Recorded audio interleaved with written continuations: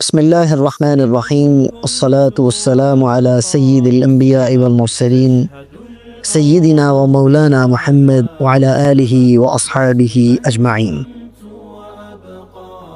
اللہم صل علی سیدنا و مولانا محمد وعلی آل سیدنا و مولانا محمد مبارک وسلم وصلوا علیہ۔ محترم ناظرین سامعین، السلام علیکم ورحمۃ اللہ تعالی وبرکاتہ۔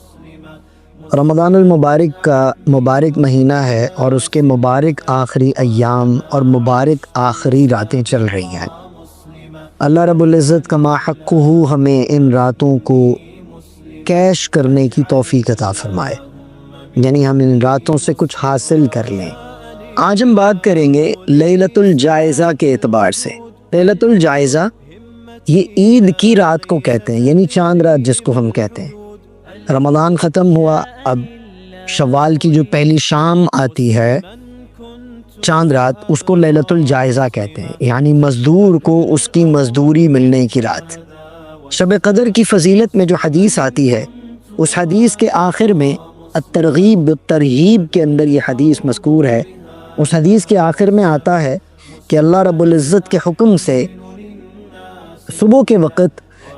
فرشتوں کی ایک جماعت زمین پر آتی ہے اور وہ راستوں پر کھڑی ہوتی ہے اور آواز دیتی ہے کہ اے محمد صلی اللہ علیہ وسلم، اپنے رب کریم کی طرف نکلو جو عظیم انعام عطا کرتا ہے اور بڑے بڑے گناہوں کو معاف کرتا ہے۔ تو پھر جب مسلمان عید کی طرف نکلتے ہیں تو اللہ تعالیٰ فرشتوں سے فرماتا ہے اور دریافت کرتے ہیں اللہ پاک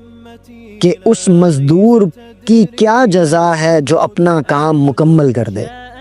تو فرشتے عرض کرتے ہیں ہمارے معبود و مالک، اس کی جزا یہ ہے کہ اس کو اس کا مکمل اجر دیا جائے۔ اللہ تعالیٰ فرماتے ہیں کہ تم سب گواہ ہو جاؤ، میں نے رمضان کے روزے رکھنے والوں کو، قیام کرنے والوں کو ان کے عملوں کے مطابق اجر عطا فرما دیا۔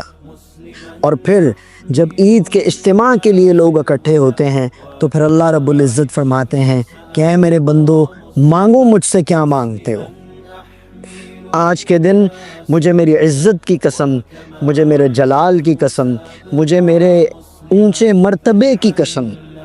کہ آج تم مجھ سے جو مانگو گے میں تمہیں عطا کروں گا۔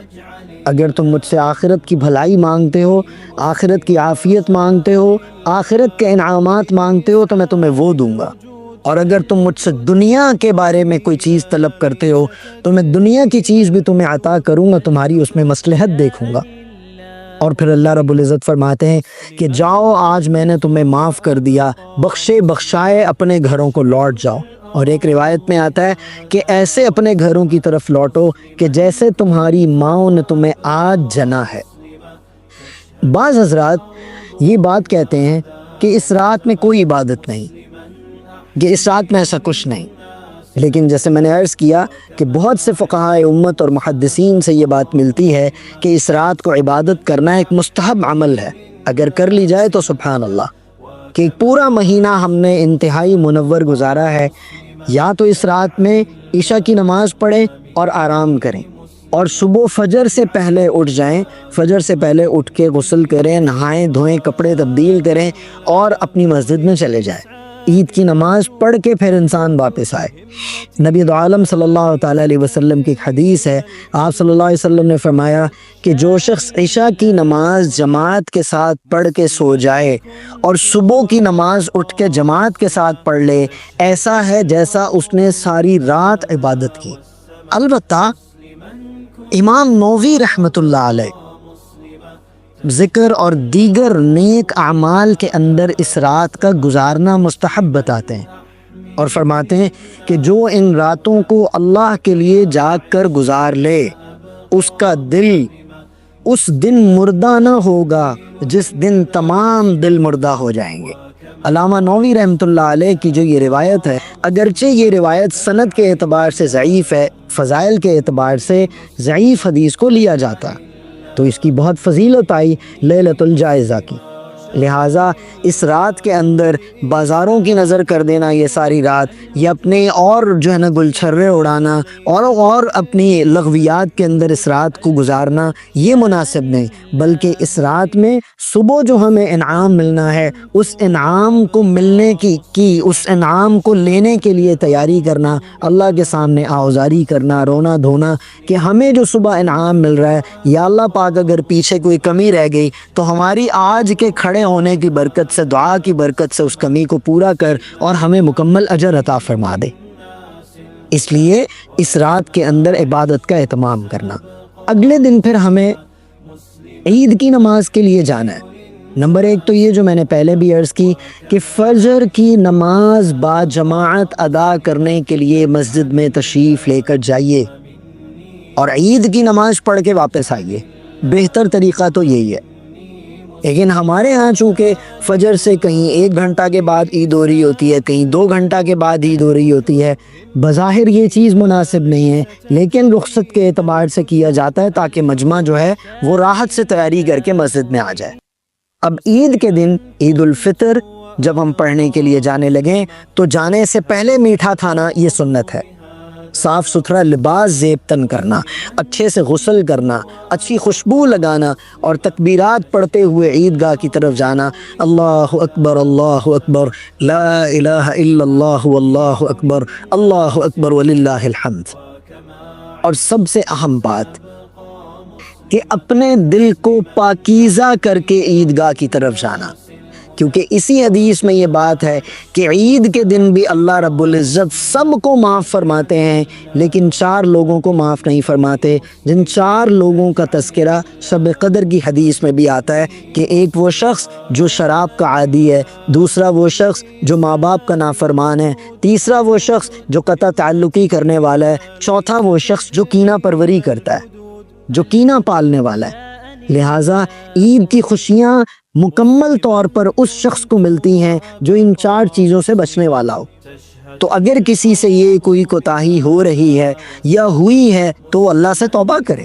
وہ اپنے مسلمان بھائیوں سے صلح کرے، اپنے رشتہ داروں سے صلح کرے، اپنے ماں باپ سے محبت کرے، ان سے صلح کرے، یہ چیز بہت ضروری ہے۔ اور عید کے دن فقراء، غرباء، مساکین کا خیال کرنا اور عید کی نماز پڑھنے سے پہلے صدقہ فطر ادا کر دینا یہ ضروری ہے۔ غرباء اور مساکین کا خیال کرنا، ان کو اپنی خوشیوں میں شریک کرنا۔ ایسا نہ ہو کہ ہمارے گھر کے ملازم، ہم اپنے بچوں کے ساتھ تو عید کی خوشی منا رہے ہوں اور ملازم صحیح کپڑے بھی نہ پہنے ہوئے ہو اور ہم اسے اچھی طرح ملیں بھی نہ۔ کئی مرتبہ بڑی تکلیف ہوتی ہے، مجھے اچھے سے یاد ہے ایک مرتبہ ایک بہت بڑے صاحب تھے، ان کے گھر کا ملازم تھا، اس نے آ کے خود بتایا کہ مولوی صاحب میرے جو صاحب ہیں وہ گھر آئے، سب کو عید ملے لیکن انہوں نے مجھے عید نہیں ملی، حالانکہ میں اپنے بچوں کو چھوڑ کر ان کے گھر میں ان کی ملازمت میں تھا، یہ آ کے مجھے عید تو مل سکتے تھے۔ یہ کتنے دکھ کی بات ہے، یہ ہمارے پیارے نبی صلی اللہ علیہ وسلم کا نہ تو طریقہ ہے اور نہ ہی اسلام اس طریقے کو اپریشیٹ کرتا ہے۔ لہٰذا عید کی خوشیوں میں جہاں ہم اپنوں کو شریک کر رہے ہیں وہاں غرباء، فقراء، مساکین کو بھی شریک کریں تاکہ وہ بھی یکساں عید کی خوشی منائیں۔ اللہ رب العزت ہمیں اس طرح کی خوشیاں اپنی زندگی میں بار بار نصیب فرمائے۔ ایک بات ذہن نشین رکھیے کہ لیلۃ الجائزہ جو ہے، لیلۃ العید جو ہے، یہ اتنی عظیم رات ہے